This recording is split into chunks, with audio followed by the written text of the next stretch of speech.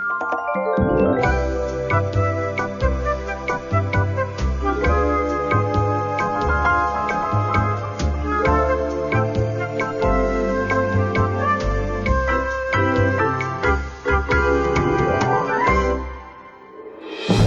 in its 9th season, it's Prodigy Bowlers Tour, celebrating junior bowling and elevating junior bowlers. Today, episode 174, the 2024 Kansas City Open September Point Tournament. 5 players have qualified for the TV finals, and one of them will leave today with the Division I title. Here are the 5 finalists. Qualifying 5th is one of the reigning Players of the Year, Caden White. He'll face Andrew Coleman in the opening match. The winner will advance to bowl our 3 seed, Seth Fletcher, making his first Prodigy appearance. The winner of that match will bowl the 2 seed, Anthony Douglas of Olathe. And that winner will bowl for the championship against Cooper Farmer of Kearney, Missouri. He's our tournament leader.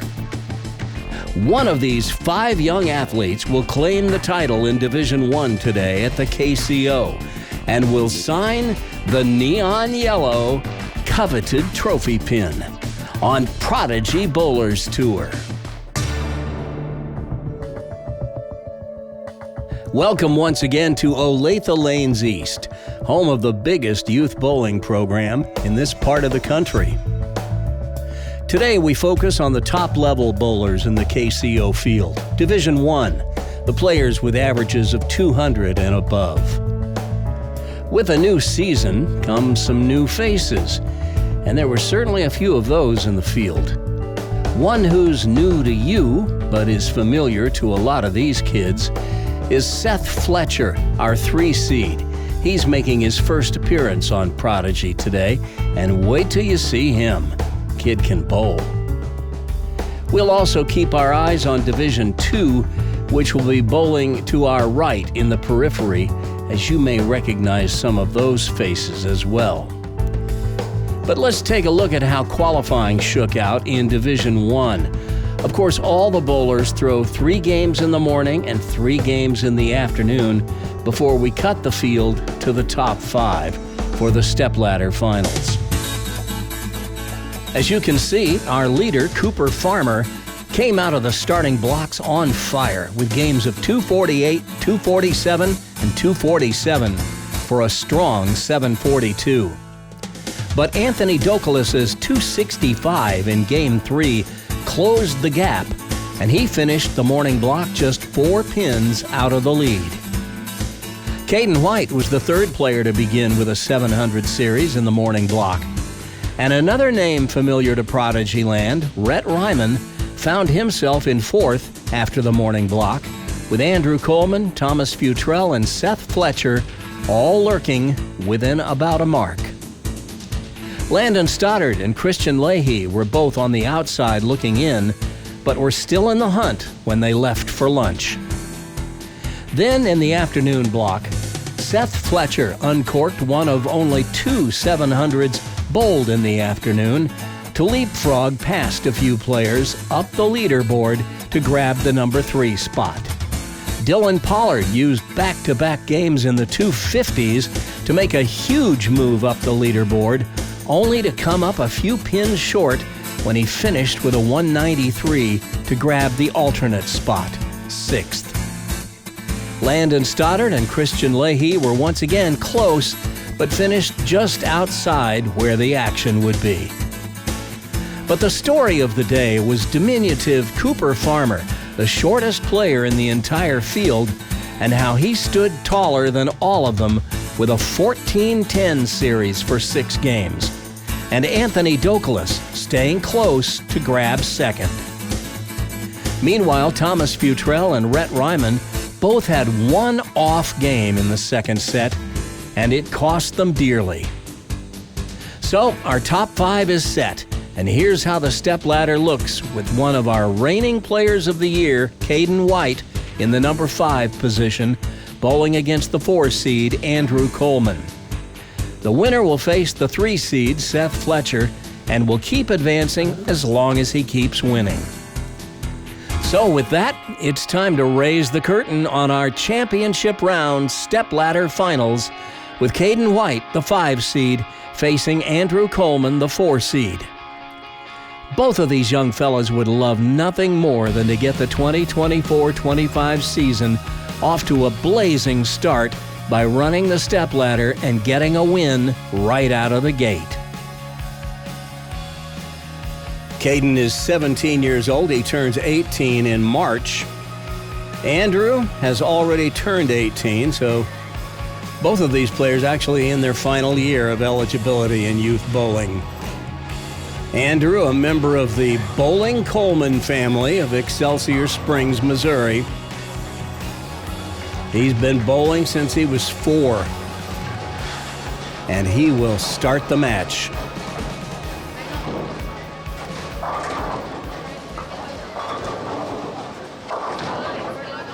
And he will start it with a high hit, leaving the 4-7.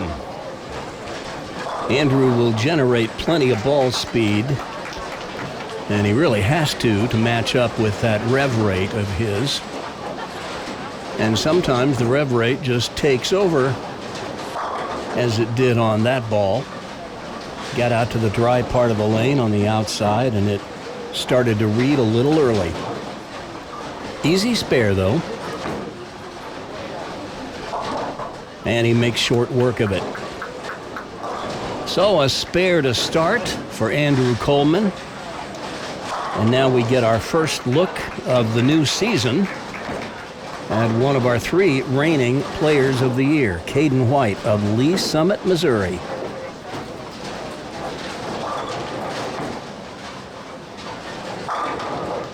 And he picks up where he left off last year. Right in the pocket. He shortened his approach since last season, something I was working with him on. He generates plenty of speed without taking the full approach. He's moved up to just behind the front row of dots. Gives him a little room to move back if he needs a little extra speed. Oh! 7-10, and then that messenger got the 10, but did it get it before the machine touched it? Let's take a look here. It was close. Here it comes. Does the machine aid in knocking it over? Well, I can tell you that the official on the ground there called it a 9 count, so that's the definitive word. I don't think there was conclusive evidence to overturn the call on the field there, so it's a spare for Caden. And a close call.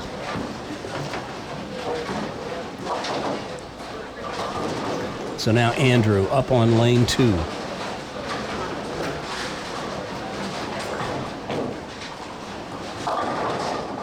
Oh, and he gets another high hit, but this time he gets the action off the wall to break up what could have been a disastrous split.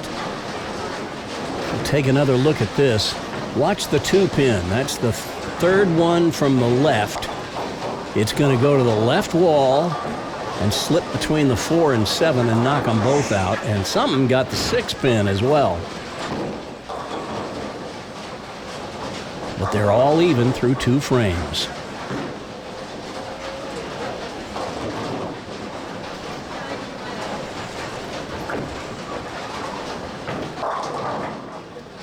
And you can tell that ball is just picking up too early on lane 1 for Andrew. He's got a couple of options. He can either move his feet left and move his eyes left at the arrow so that he's playing a little deeper on the lane. There's a little more oil in there. Or he can just throw it a lot harder. I think I would tend to move left.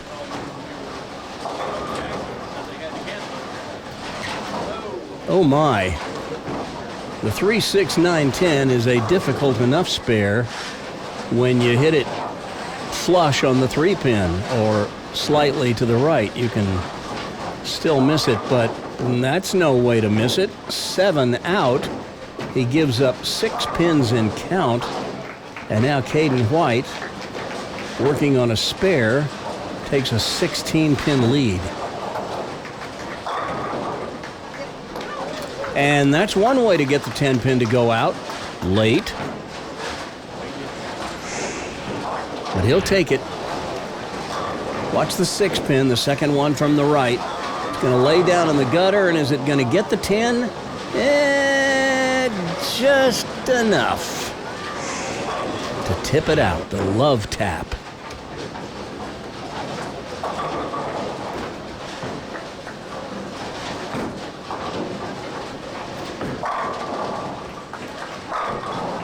Caden not experiencing quite the same difficulty as Andrew on lane 1, with the lane picking up a little early.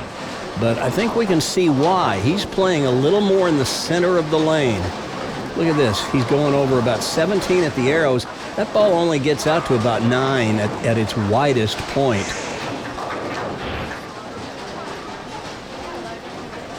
And there's our first double of the match.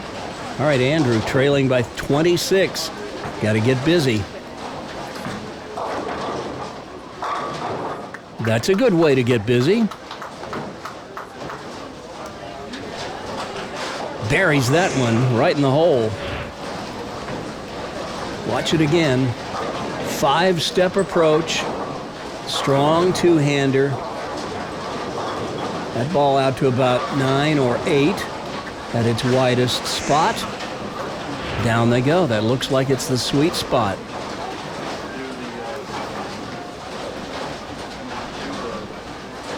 Now let's see if he makes an adjustment on the left lane.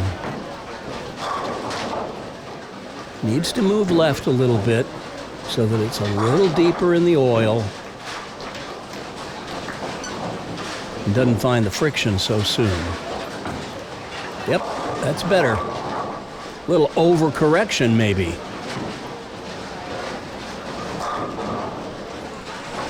Moved a little too much. It finally picked up, but a little too late. Didn't have a chance to get all the way back to the pocket. So another cluster. This is another one that's a little too easy to miss. The 2, 4, 5. You want to put the ball right on the 2 and 5. The 2 will get the 4.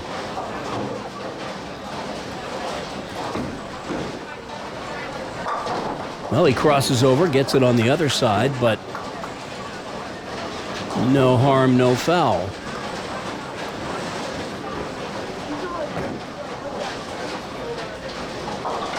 But now Caden, with a 26-pin lead and a double up, he can put some distance between himself and Andrew with another strike here in the 5th and then one in the 6th. He could just about run away and hide. Now the action to our right on lanes 3 and 4, that's Division 2, and we'll tell you all about how their stepladder finals play out at the end of the show. Caden making a little move to the left as well, and moved a little too much. Now you might ask, why would a player move when he's striking? Well, you want to stay ahead of the transition. You don't want to wait until the ball goes high and leaves a split. So if you sense that the ball is right on the edge of starting to go high, you go ahead and make the move now. And that's how you make the bucket for 2, 4, 5, 8. Now, what will he do the next time he's up on the right lane? Will he move back to the right a little bit? We'll have to wait and see.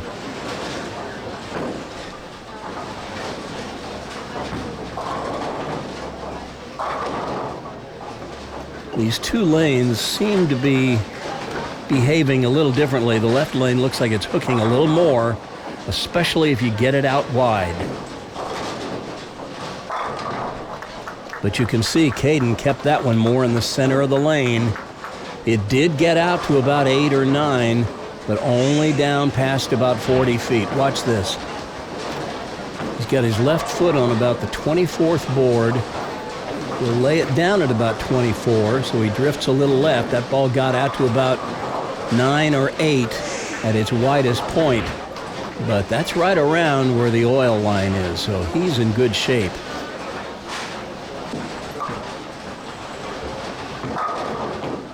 Wow. The soft 8, we don't see it that often. We talk about the stone 8, where the 5-pin gets chopped straight back off the 8. But watch this. The ball's going to deflect a little bit and sends the 5 in front of the 8. That's what I call the soft 8. Somewhat unusual, especially for a high rev rate player like Andrew. But I think it may be because he just threw it so hard to try to keep the ball on line. You notice he got that one out wide on his first ball and just gave it a little extra speed to try to get it to hold line. It did, but then it didn't have the oomph to drive through the rack like he would have liked. If the ball had not deflected as much as it had, it would have hit the 5-pin a little more flush and sent it straight into the 8. Instead of sliding it in front of the 8.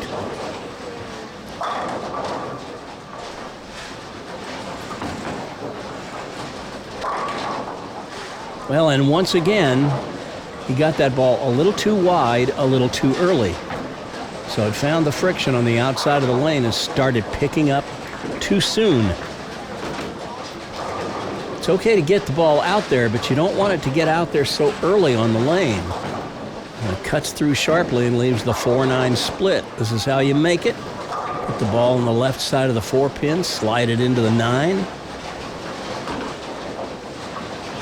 This is doable.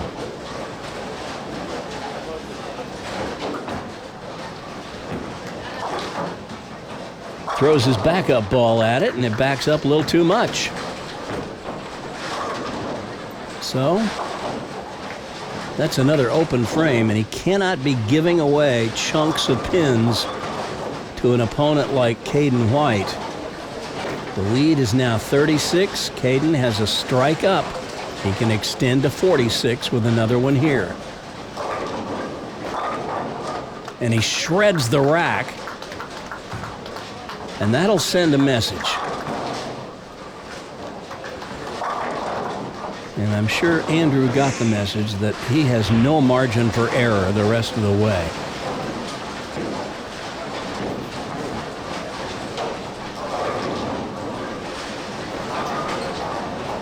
That's how you get that 5-pin to rip over toward the 7.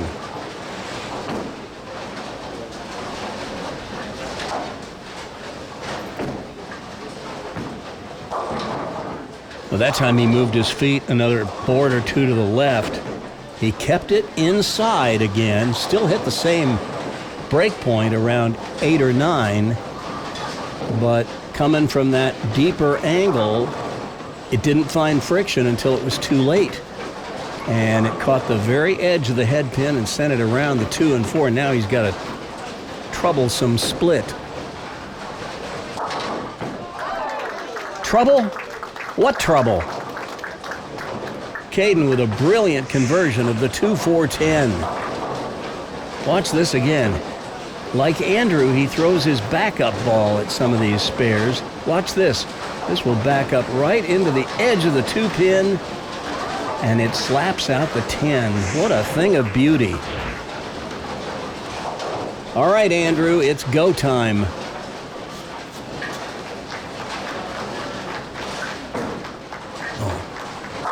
He gave that one the big loft. Did you see that? He almost lofted that clear to the arrows. Take a closer look at Andrew's game. Something I see with a lot of two-handers. He gets to the top of the swing. Look where his spine angle is. It's almost parallel to the floor. He gets his weight so far out in front of him. And then as he swings through, there's almost no knee bend at all. I think when these kids are taught to get low at the foul line, they also need to be told, get low with your knees. Keep your bottom down, keep your shoulders a little more back so that you got your base under you. He gives that one the big loft again, and it's working for him. 2 shots in a row, a solid strike, but watch where this ball lands on the floor. That's almost to the arrows when it hits the floor. It's about 13, 14 feet of loft. That'll delay the hook, and that was perfect.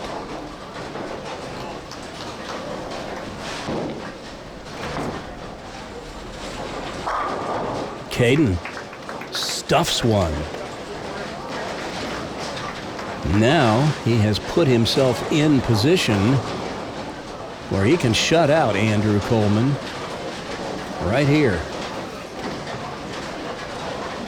He just needs 9 pins in 2 balls here in the 10th frame to close out this match.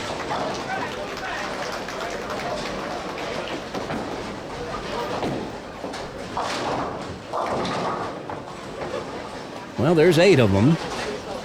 He's going to need 1 more.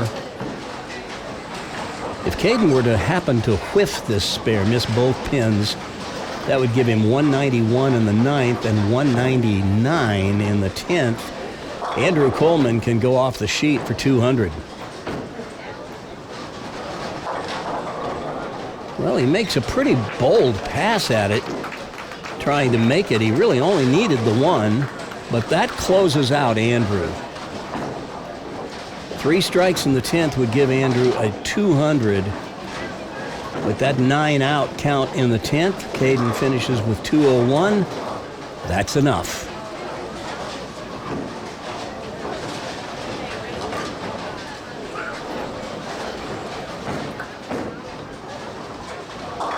There's that big loft again, but once again he gets a ball so far to the right, it finds that friction a little too soon, and even with the loft, it just starts hooking too soon, too early on the lane.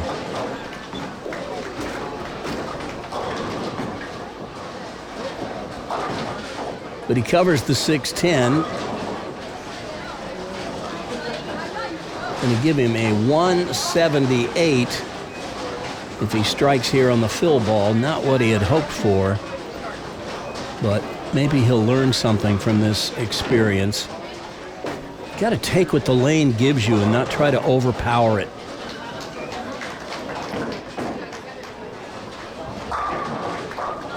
Here's a good shot to finish, but it's a 201 to 178 victory for Caden White, who takes match 1, and now his job doesn't get any easier. He'll face Seth Fletcher, our 3 seed, when we return.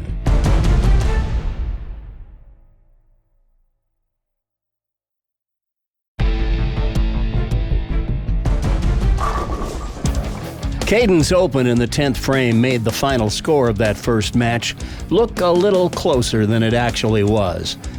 If not for 2 opens of his own, Andrew Coleman still might have been there at the end.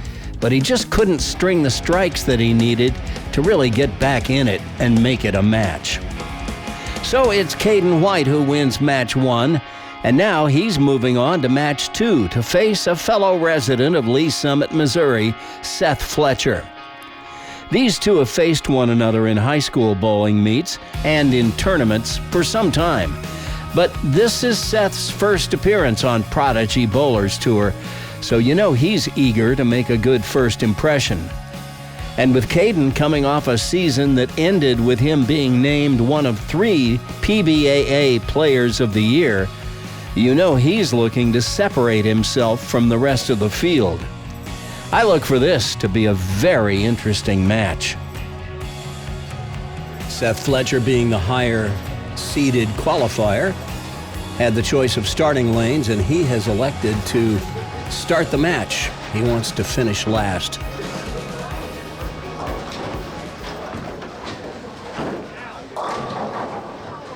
Little thin with that one. Almost got the shaker to go, but the 8 remains. We've seen a couple of different 8 pins today, but no stone 8 yet. Hopefully we won't see one of those, but we saw a soft 8 earlier, and here we have the shaker 8.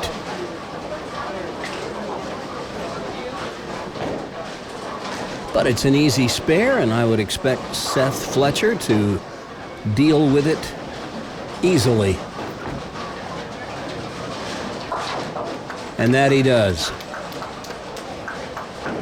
So a spare to begin on his first appearance on Prodigy Bowlers Tour. Now, Caden White will move over to the right lane.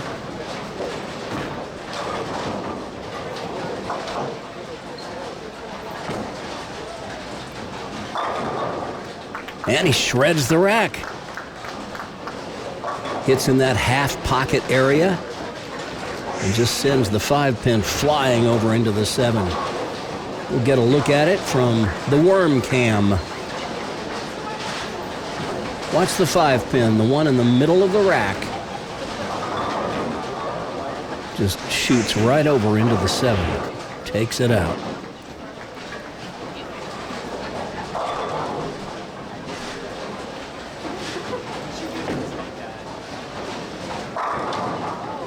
But a ring and 10, so he has denied our first double of the match.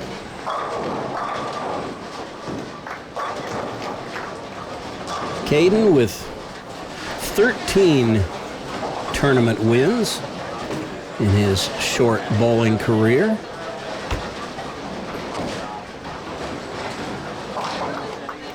And he is maybe the best spare shooter we have in the KCO field. He's very good. He very, very rarely misses one that he should make.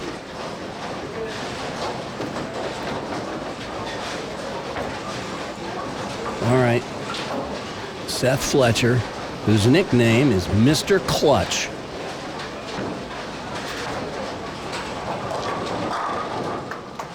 And if he can throw a few of those in the clutch, then he will earn that nickname for sure. Seth started bowling at the age of 4. His first league came when he was 9. Here's his first toss on the right lane from the ground floor. Slapping out the 10-pin like a boss.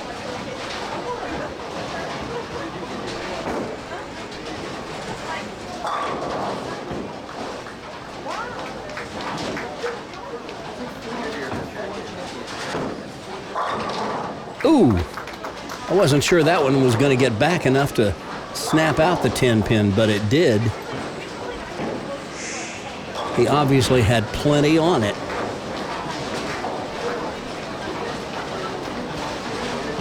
Five-step approach. You see that ball not only under his head, but a little to the inside of that. That's ideal. But look at his spine angle. We saw this with Andrew Coleman. Very horizontal and then very little knee bend. I would much rather see these guys get low by bending their left knee, keeping their spine angle a little more upright. That would keep their base under them and not get their center of gravity so far out ahead of them. Caden with a solid strike in the 3rd frame to stay within 10. Here's another look at it. See how he's in really solid balance at the line, and he's gotten to the point where he really doesn't move his head much at all through release. That's one of the things he wanted to work on. And another good one. So this match is even. Here's Caden's footwork. You see he's starting from a little farther up than he used to. Out to about 8 at the break point, and that 6-pin came off the wall and just tomahawked out the 10.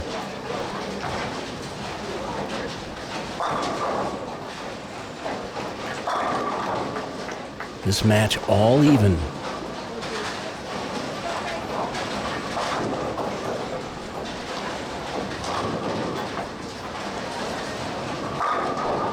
And another solid one for Seth Fletcher. Both of these fellows, 17 years old. They have met many times in high school bowling. Now, in Missouri, high school bowling is merely a club activity, whereas over on the Kansas side, it is a full-blown varsity sport. And I'll tell you what, in Kansas, they take it very seriously. I know the kids do in Missouri as well, even if the school districts don't maybe take it as seriously as they do in Kansas.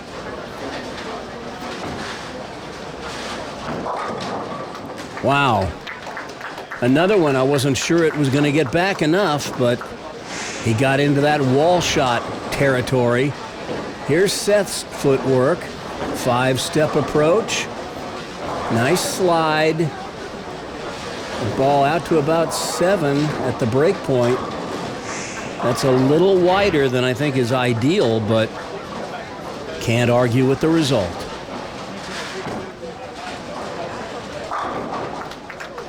And that one looked like it was going to crowd the head pin just a little bit, but no. Caden stuffs him straight back. Here he is from ground level. That foot perpendicular to the foul line like you like to see it. And 10 back. We're halfway through the match and both players have struck 4 times.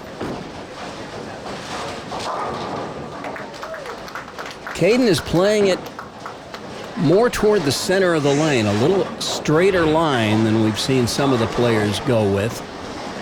Watch this.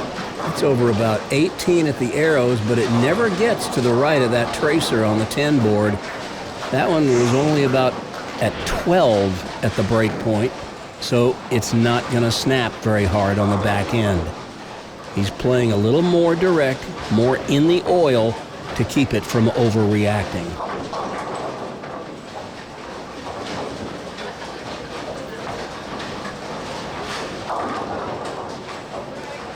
And Seth deciding to go the scenic route, sends that one well outside the line that Caden is playing. That's fine, but I think he just threw that one a little too hard, and it just never quite got back.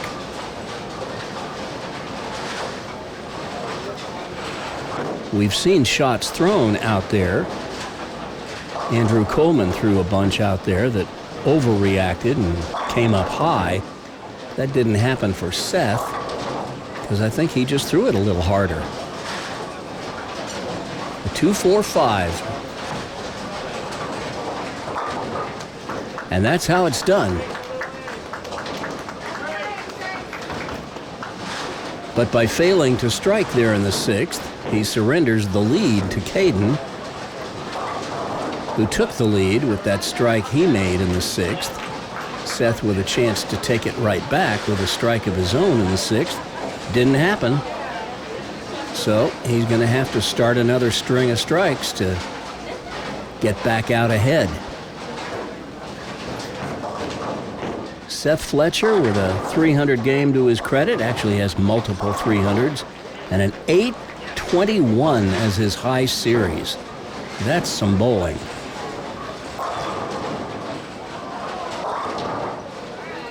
But a high hit leaves the 3-6. Could have been worse. Anytime you go through the nose like that, you just never know what's going to happen.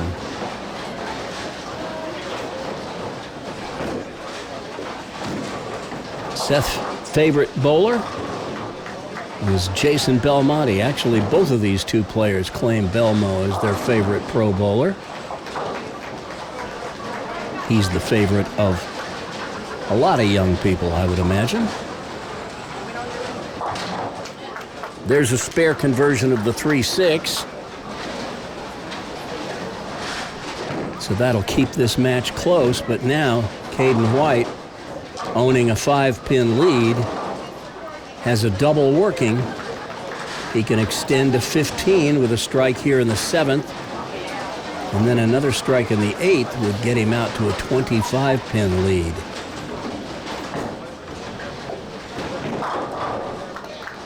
There's that one in the 7th. So 7 frames, 6 strikes for Caden White. Not bad. He wants to be a physical therapist when he grows up.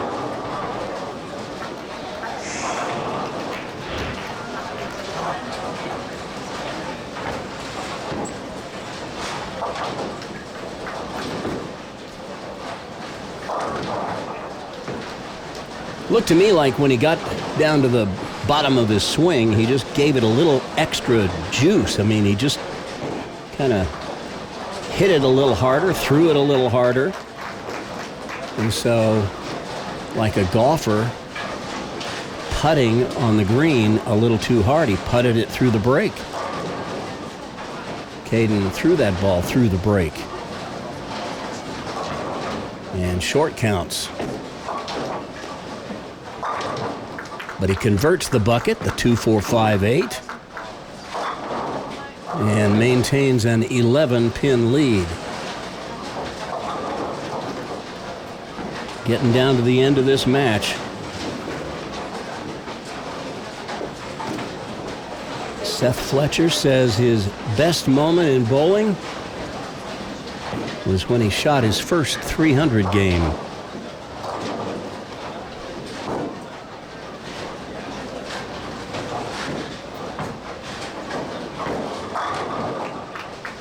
And I guess he probably threw a whole bunch of shots like that to do it.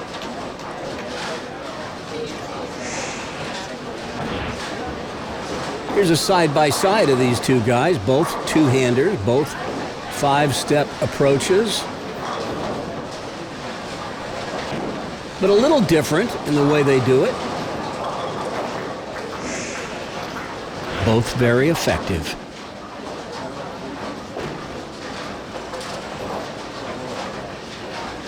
A strike here in the 9th would cut Caden's lead down to just 1 pin heading into the 9th frame.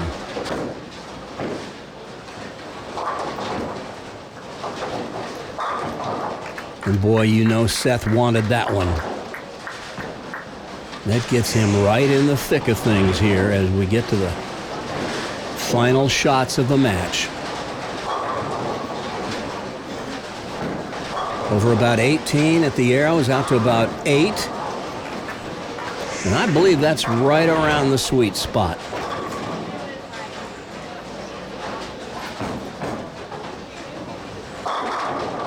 Caden playing a little tighter line. That ball never got outside of 10 at its widest point, but he put it right in the pocket.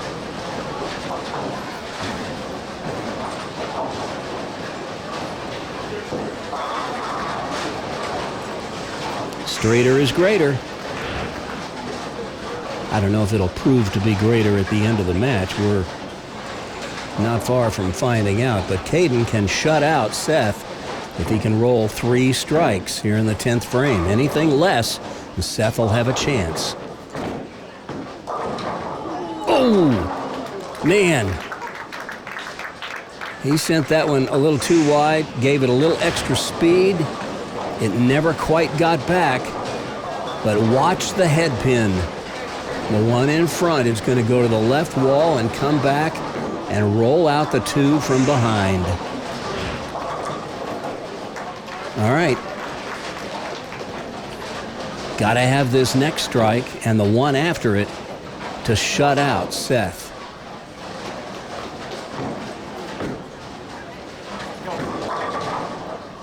But no, the 10 pin stops him. So what that means is Seth Fletcher is going to have an opportunity to take this match at the wire.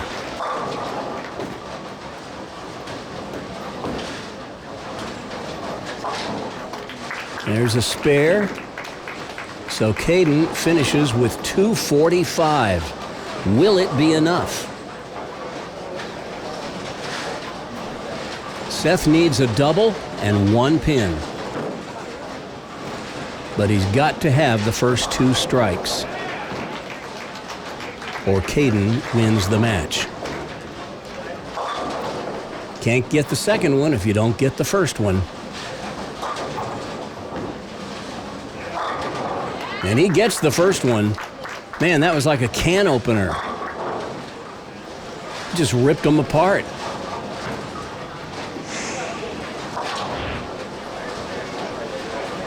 Here it is from the worm cam.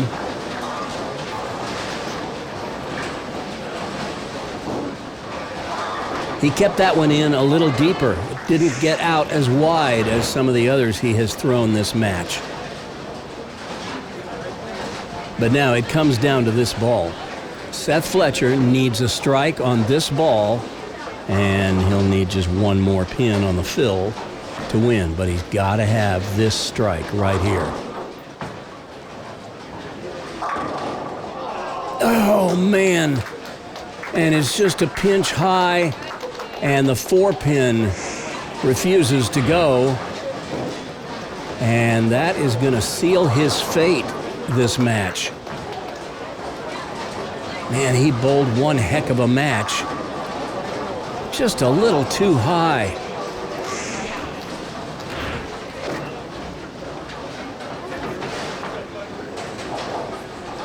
But a conversion for 244, but he comes up a pin short. It's Caden White who wins, 245 to 244. And now Caden has won the first two matches, and he heads to match 3 to face Anthony Douglas.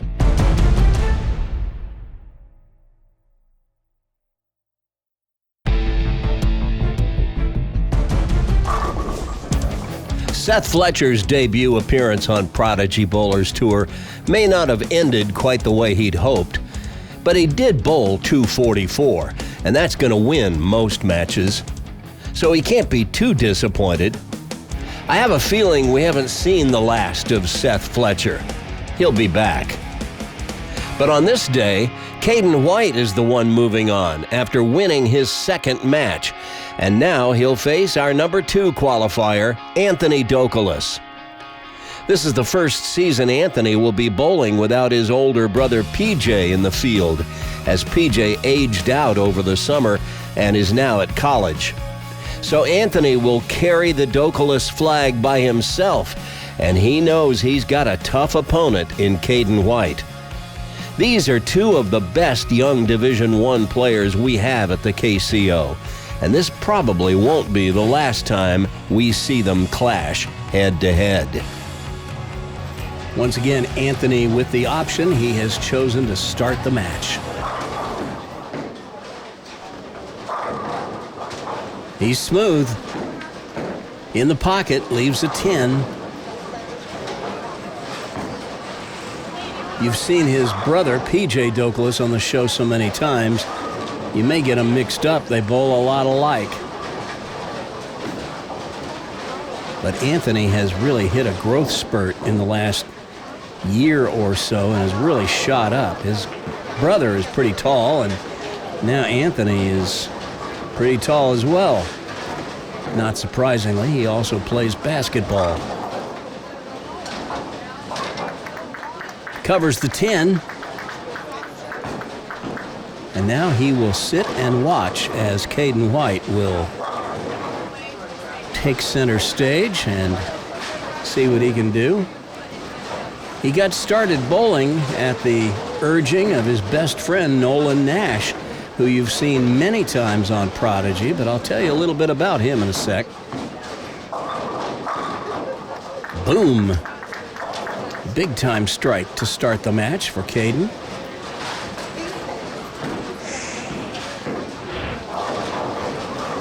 Watch it again from the worm cam. Sets it down nice and gently, rolls it smoothly off his fingers. And those pins have nowhere to go but down. Well, Nolan Nash, who along with Caden White and Rhett Ryman, they were the 3 players of the year last year on Prodigy Bowlers Tour. Ooh. Nolan has elected to go adult this year. He's still eligible for youth bowling by his age, but he just decided, nope, I've done everything I can do in youth bowling, and he will not be back. We won't see him on Prodigy unless he bowls as an adult in the Adult Youth Doubles Classic. He is off bowling in adult tournaments and adult leagues. So I hate to see him go, but I wish him the best.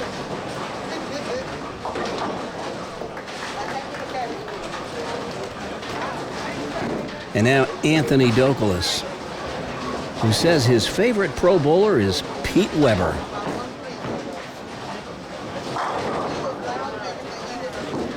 That's back-to-back week 10s. Can't be too happy with that. But he's close. Anthony's been bowling since he was 4 years old, of course, with bowling pretty ingrained in his family and his older brother taking the lead in the family. They both got started bowling when they were invited by their parents to bowl in a family league.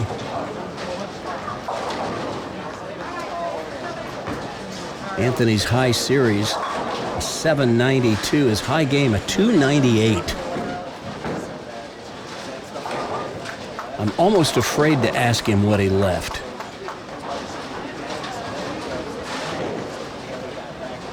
But there is a spare.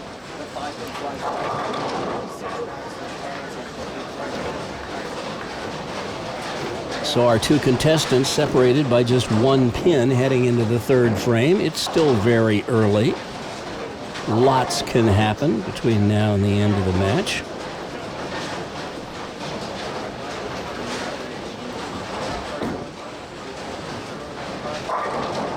There's that ripper. That's what he was hoping to get in that half pocket when he left those 10 pins. Watch this. It's not quite solid in the pocket, but it's in the swish zone. And that's what this hit is called, where the 5 goes over and takes out the 7. The swisher. All right. Caden. Well, there's another one right in the sweet spot.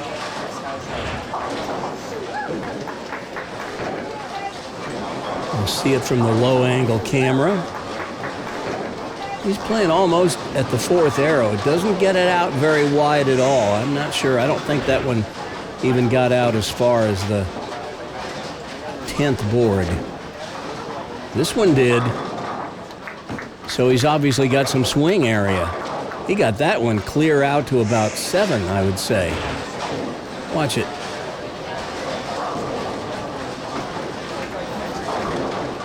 Oh, that was on 14 at the arrows and got out to almost 6 at the break point. So he's obviously got some area.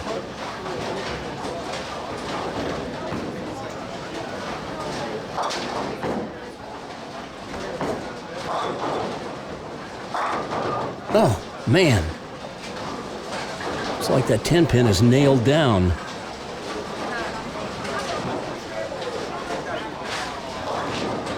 Anthony bowls league with us here at Olathe Lanes East, so he is certainly familiar with these lanes. As we mentioned earlier, the action you see to our right on lanes 3 and 4, that's Division 2. You're looking at Cortland Worrell over there. And we will recap their stepladder finals when we get to the end of the show. Okay, Anthony, Don't hurt them. As we say, that's why they paint them.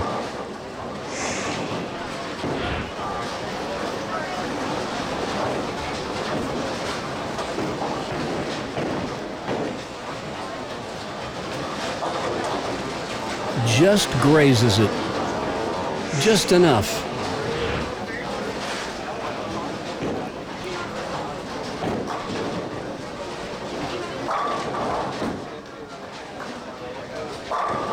Yeah, you could tell off his hand. He grabbed a handful that time. Caught all of it at the bottom of the swing. Anthony, a four-step approach. Foot perpendicular to the foul line, if even slightly pointed left, which is good. And he is fundamentally very sound.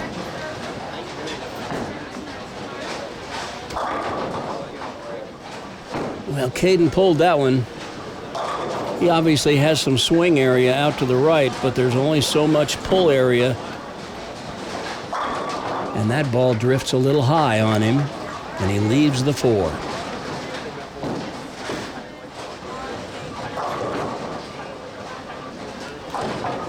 But with that conversion, he maintains his 10-pin lead.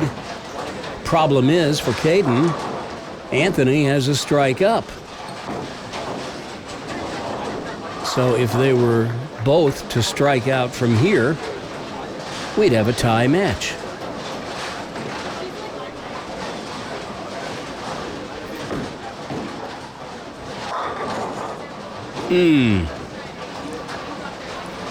Now that one didn't quite get back. A little softer speed on that one, and it would have hit flush and kicked that 10-pin out, but as it is, he'll have to shoot it. He doesn't miss many of these.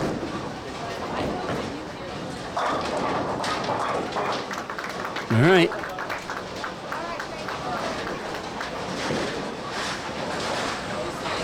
Got us another close match. I love close matches.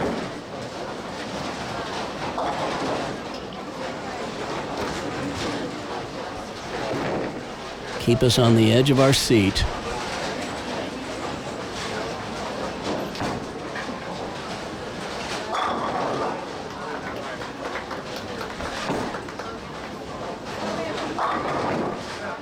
That looked like a pretty good shot, especially coming off his hand, but it just didn't quite finish.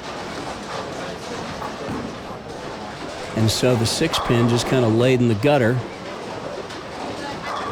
wedged itself in the channel, and just didn't quite have the impetus to come back up and pop out the 10.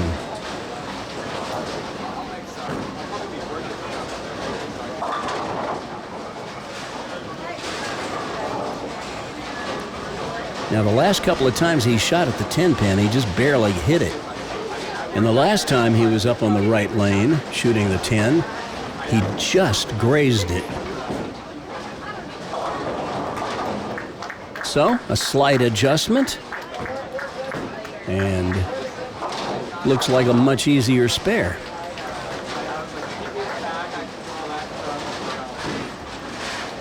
For you beginners that are watching, I know the 10-pin can be scary because it's sitting there right by the gutter, but it's just like any other single-pin spare.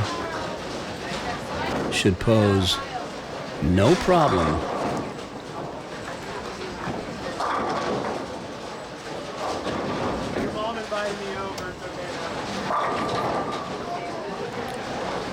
Now, if you leave enough of them, sooner or later you might miss one.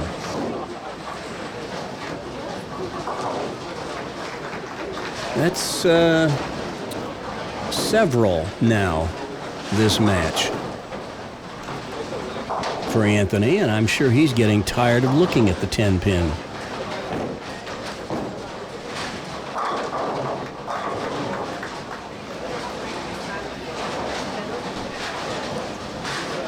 But if there's one thing bowling will teach you, it's patience. There you go. Just keep plodding along, making your spares. The strikes will come. Keep making quality shots. The strikes will come.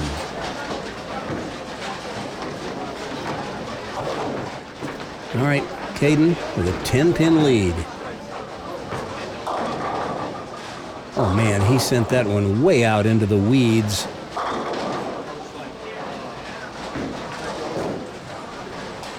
Came back and almost got a strike out of it. But for the second time today, we see the shaker 8.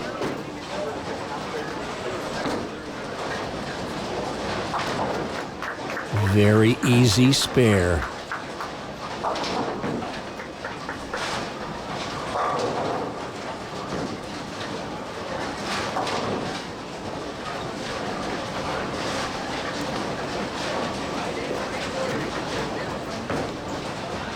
Now what Caden wants to do is get a little string of strikes started. And that's how you do that.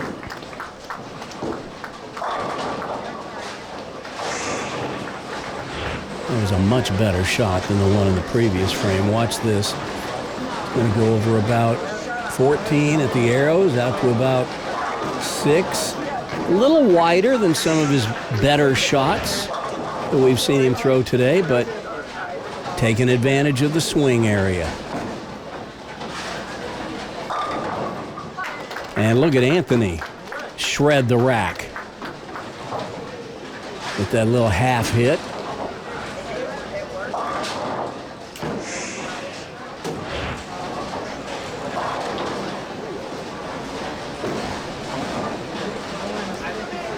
Sends it out to about 6. Half pocket, sends the 5 over into the 7. And honestly, when you're in a tight match like this, you don't care how they come as long as the strikes come. That was a much better shot. And more on the line that he's been trying to hit. All right, let's look at these two side by side. Two very different styles. A two-hander on the right, a one-hander on the left.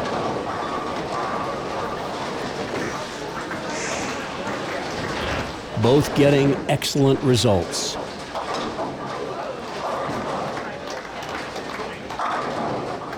Boom. So Caden takes his 9-pin lead back, as both players now will head to the 10th frame.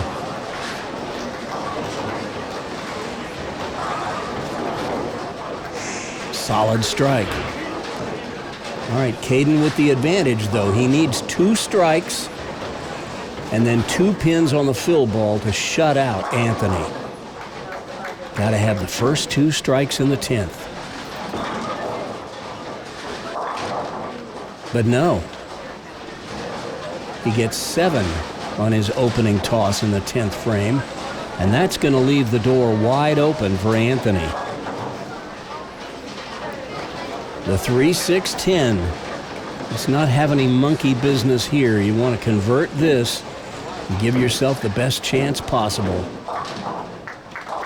Well, as I mentioned earlier, Caden is one of the best spare shooters we've got at the KCO, and he makes short work of it. But the best he can do now is 214 with a strike on his fill ball.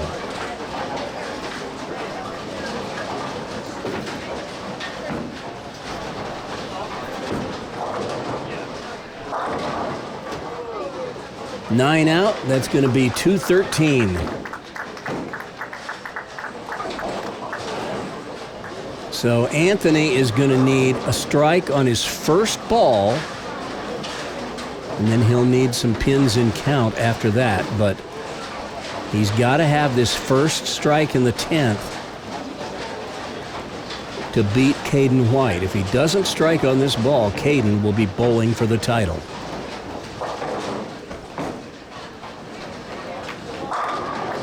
Crunch berries. Best shot of the match for Anthony. Watch it again.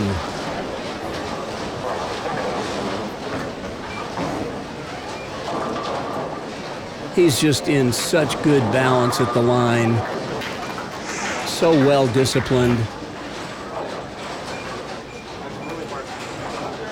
But now he needs 8 pins to finish off the match.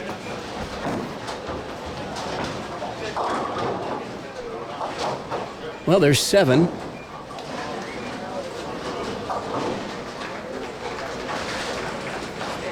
In the unlikely event that he were to happen to whiff this spare completely, he would finish with 212 and lose the match by a pin. If he gets one of these 3 pins, we would have a tie. He needs 2 of them or all 3 of them to win.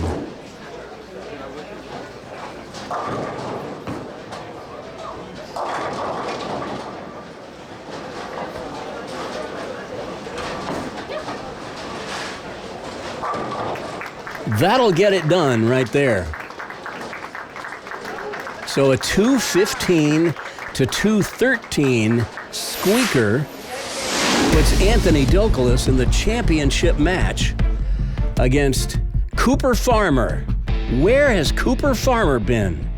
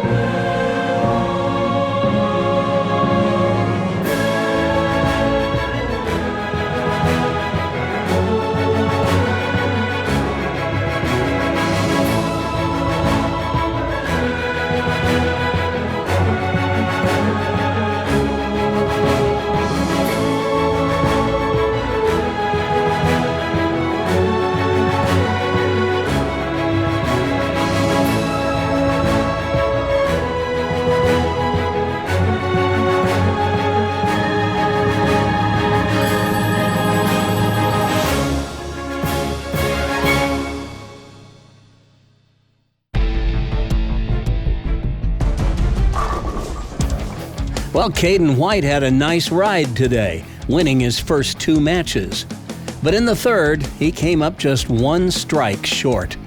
Still, a good start to the new season, as a third-place finish is certainly not nothing. In a match that was nip and tuck from the very beginning to the very last ball, it was Anthony Dokolas who made the critical shots in the 10th frame to seal the victory necessary to advance to the title match. And now Anthony will face our tournament leader, Cooper Farmer.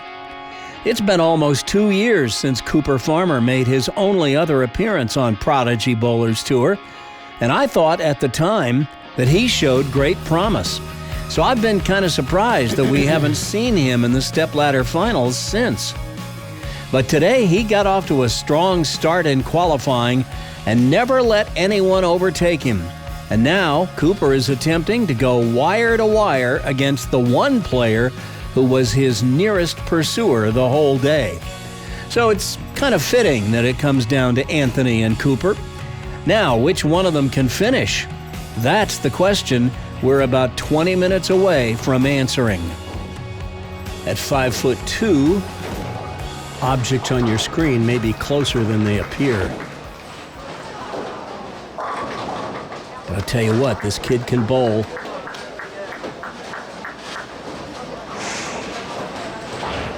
He's changed his game a little bit since the last time we saw him. He's also changed his hairdo quite a bit.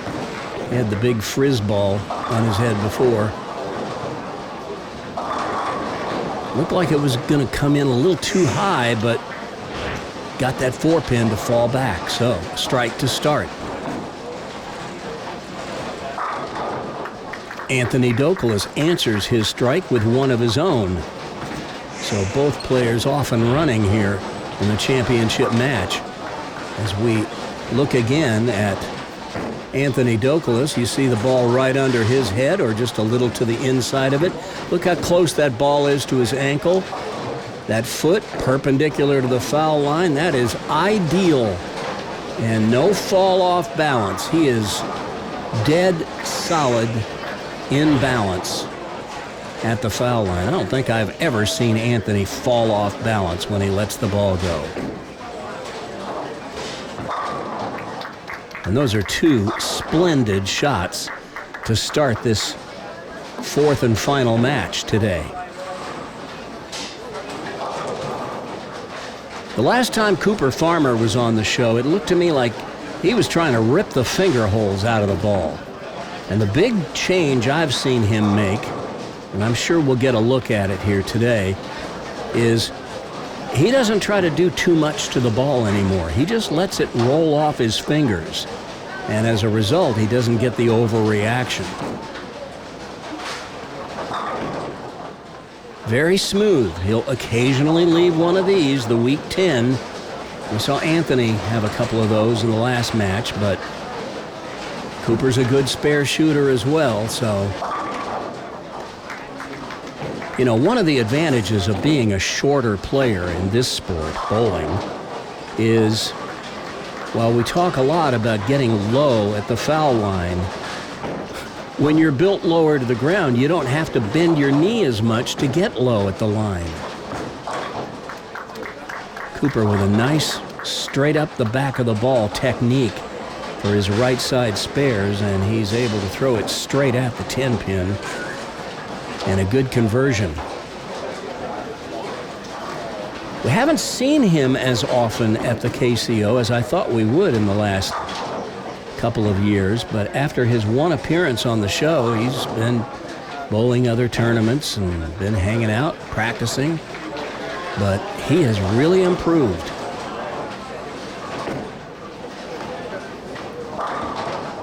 And he too, like Anthony, in real good balance at the foul line. Looks like he pulled up a little bit on that one. You rear up at the foul line sometimes and you'll pull the ball a little left of your target. But the 4-pin, a low stress spare. Cooper says he's a 4th generation bowler and the first in his family to shoot a 300.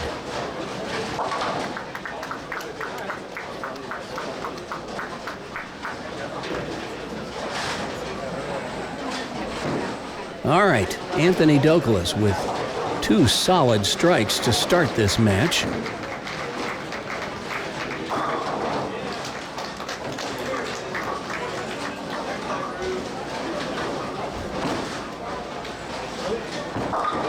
Yeah, he pulled that one. I think he just let his elbow get out away from his body a little too much. When the elbow flies out to the right, the pros call it let it leak. They let the elbow leak a little bit, and what it does is it causes the hand to move around to the side of the ball a little too soon. You get around it too much, you tend to pull it. He'll go cross lane at the 6-10. Shouldn't have a problem with it. And doesn't.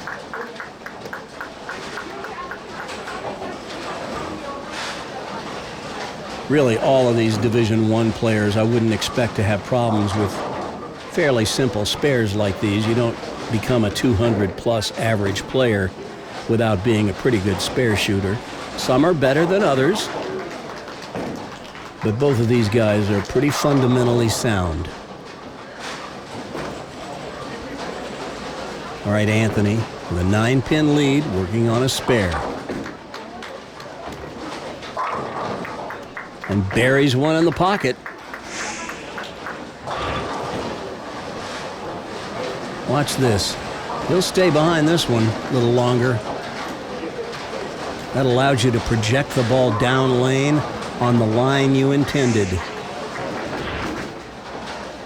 That was well done.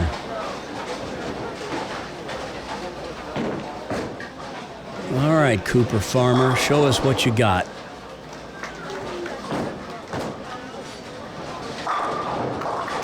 Got a strike is what he's got.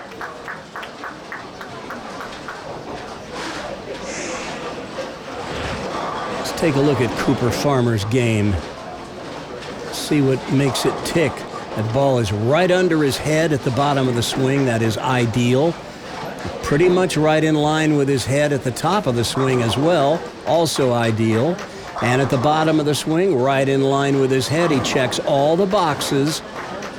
And did you notice how steady his head was through release? Watch how steady he keeps his head as the ball comes through. Not much movement at all.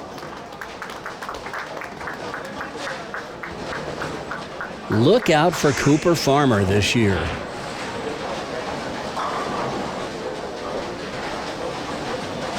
Six-step approach. That was over about 18 at the arrows, out to about 12. He's playing that tight line.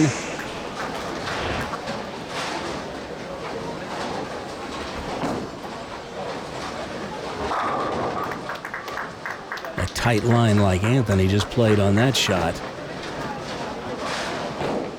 And we may have another explosive match here between these two. These lanes are really giving up some strikes. That ball never got wider than about 12 at the break point. That's where there's the most oil on the lane, so the ball won't overreact. Just like that shot. It looked like he pulled it a little bit, but because it was in the oil, it doesn't jump on him.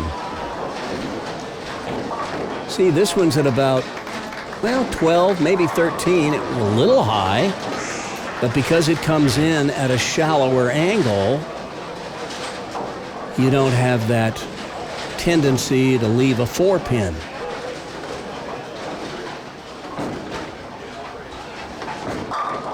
What a smooth release. And I tell you what, if you're short like Cooper, 5'2", absolutely move to the back of the approach and take 6 steps. Helps you generate some forward momentum to generate some ball speed. Just enough. He looks really good. He looked really good when we saw him on the show almost 2 years ago, but he looks better now, a lot better.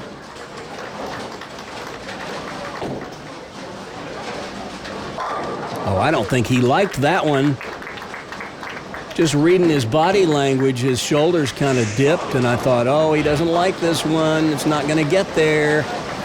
Guess again. Watch his reaction. I'd say that worked out just fine. All right, Anthony, you got your hands full. Oh, no. Well, you almost never see an 8-10 with the modern bowling ball. I don't think he's throwing urethane. Oh, my goodness, an 8-10. Usually when you see an 8-10, it's because the player threw the ball too hard or is playing a little too deep on the lane. Now, he has been playing that straighter line down the middle, but I don't think that's the reason he left it. Could have been a bad rack. I like that excuse. Let's go with that. But that was a crippling open, and now Anthony trails by 15 pins.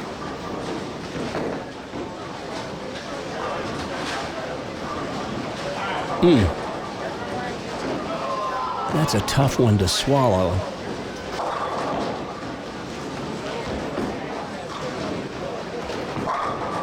But that's how you bounce back.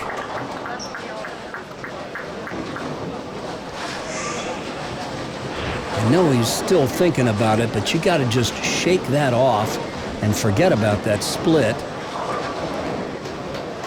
This is an excellent shot here to bounce back. But now Cooper working on a four-bagger. Well, he can just about put this away if he can strike in the 8th and 9th.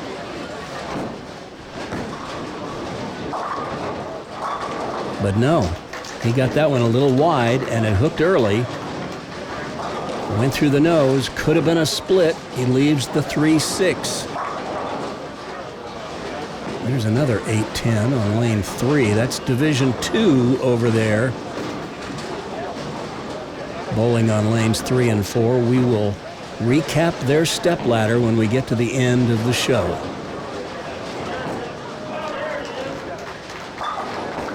And Cooper gets it on the outside, but the operative words are gets it. That's the most important part of it. All right, now this shot that he is facing in the 9th frame may be one of the most important shots he's thrown today. If he doesn't strike here, Anthony can get up and strike out in the 9th and 10th and shut him out. But if Cooper can strike here in the 9th, he'll still have a chance no matter what Anthony does. And he gets a mixer, and that is big time. Watch this. The head pin's going to go to the left wall, come back and get the 4. The 4 gets the 5. The head pin gets the 7. Does a lot of damage. All right, Anthony.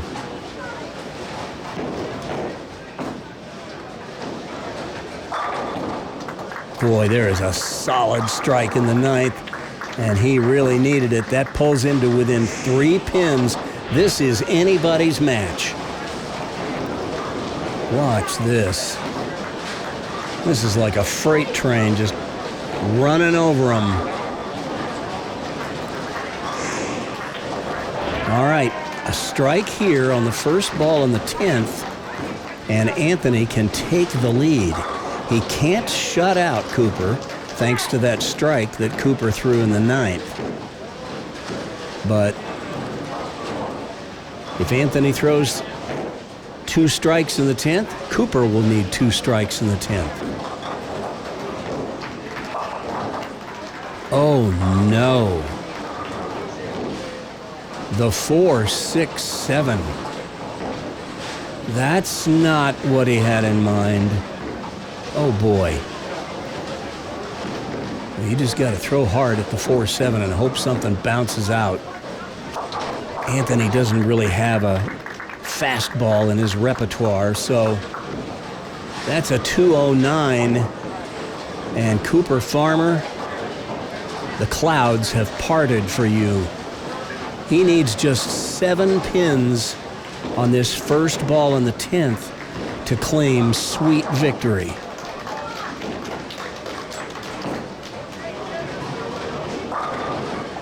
And that'll get it done.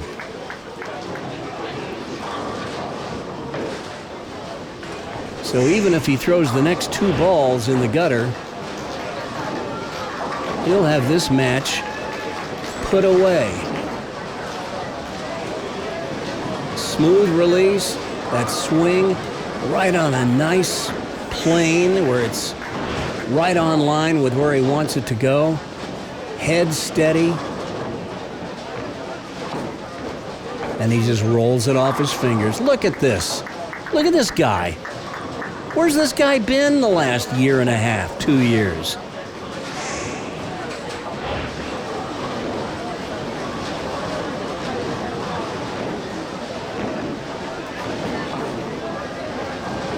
Well, you just can't do it any better than that. And oh, by the way, when's the last time we had 2 one-handers in the championship match? Well, I think the answer to that question is you go back to February of this year when Landon Stoddard defeated Donovan Courtney in the championship match in Leavenworth. But today, it's Cooper Farmer who claims the first Division I crown at the KCO of the new season. We'll talk to him next.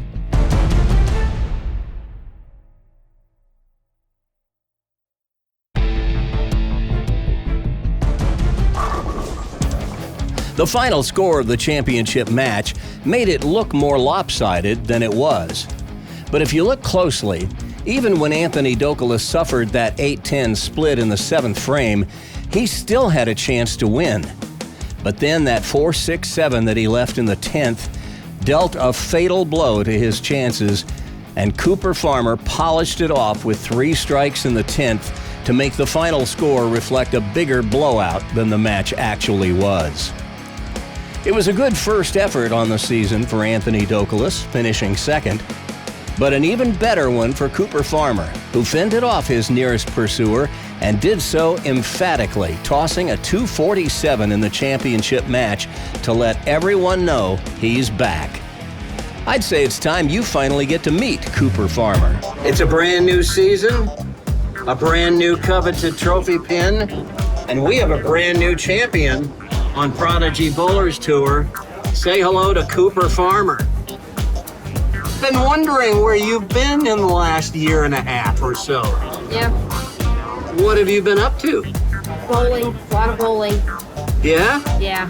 But we just haven't seen you on the show. No, I've been bowling great lately. Well, you obviously bowled great today. Yeah, today. You won today, and of course you were the tournament leader. And tell me about the day. How did it all come together for you? Just didn't miss a lot of makeables, made a bunch of spares. Yeah. Mostly about making spares? Yep. Well, you must have thrown a few strikes along the way. Yes.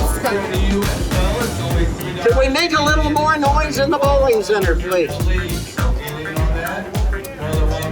Well, we picked the wrong time to do the interview. They're just now starting to leave. Special 6 mini beef and bean burritos with sauce. Oh, I'm so hungry right now. Those burritos sound really good. We got Nebraska IPA Citrus 12 ounce. But you can tell us about them later. While supplies last, we still have Freedom American Lager 12 ounce cans for $4.50. Yum. Okay, Cooper. Please turn in all money envelopes to Andrea behind lanes 17 and 18. Okay. Are you ready for some burritos? Yeah. Yeah, I bet. Probably ready for just about anything right now. Been a long day on the lanes. You bowled great all day. You were the tournament leader, and then you had to wait around while a pretty talented field went at it, and it came down to you and Anthony Douglas. And you knew what kind of heat he could bring. How did you do it? Just kept You dropped a little 247 on him.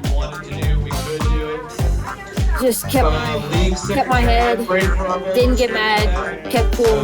They made most of my spares. Yeah. Congratulations. You know what this means. You get to sign the coveted trophy pin. Put your name and today's date on it. It's 9/8/2024. Good luck and good luck. And you are invited to the Prodigy TOC at the end of the season, which will be in June, where one person will walk away with the coveted trophy pin. Ladies and gentlemen, Cooper Farmer in the winner's circle on Prodigy Bowlers Tour. Congratulations. As I mentioned earlier in the show, the bowlers in the periphery to our right on lanes 3 and 4 were the Division II finalists. And here's how their stepladder played out. In the opening match, the 4-seed Tanner Cunningham, who you saw on episode 172, the Prodigy TOC, defeated Layla Gonzalez, the left-handed Gonzalez sister, 209 to 191. That sent Tanner Cunningham into match 2, where he ran into a buzzsaw in Trace Elliott, who left no doubt in winning that match 251 to 187. But then in match 3, Trace Elliott encountered a young Cortland Worrell who dropped a cool little 238 on Trace, who could only muster a 188. And in the championship match, Cortland Worrell upset the tournament leader Isabel Young in a close one, 179 to 177, to take the title. So congratulations to Cortland Worrell for winning the Division II championship. On our last episode, I told you about how Hudson Ellsworth took the crown in Division III, and how Division IV was conquered by Ethan Rote. And of course, we showed you how little Kanan Duncan, the 3'8" Mighty Mite, prevailed to take the title in Division V. Kanan may have been the shortest player we've ever had on Prodigy Bowlers Tour, but today's winner, Cooper Farmer, may be the shortest player in Division I at 5'2". After they finished winning their respective titles, I got Cooper and Kanan to pose for this picture, which proves once and for all that big things do come in small packages. The next stop for Prodigy Bowlers Tour is Gladstone Bowl in Gladstone, Missouri, where, as of the time we're recording this, the field is nearly sold out for the KCO October Point Tournament. If you're interested in entering a KCO, or you just want more information about it, visit their website at www.kansascityopen.com. If you like this video, leave a thumbs up. Smash the subscribe button and ring the notification bell to receive alerts whenever a new Prodigy show goes up on YouTube. And be sure to leave a comment down below. Just don't drop any spoilers. We don't want to give away the ending. To support the work that goes into producing Prodigy Bowlers Tour each month, become a Prodigy patron. For $5 a month, you'll get early access to all our full-length episodes. And for just $10 a month, you'll get early access, and we'll include your name in the show's closing credits as an executive producer, like they do in Hollywood. Go to www.patreon.com/Prodigy Bowlers Tour and follow the instructions to become a patron. To keep up with all things Prodigy, join the Prodigy Facebook group, where you'll get behind-the-scenes info about the show. From any page on Facebook, type the words Prodigy Bowlers Tour in the search bar and hit enter. That'll take you to a page where you can submit a request to join the group. But remember, you must answer the 3 screening questions for your request to be approved. So that's a wrap from Olathe Lanes East in Olathe, Kansas. We'll tape episodes 175 and 176 at Gladstone Bowl in Gladstone, Missouri on October 6th.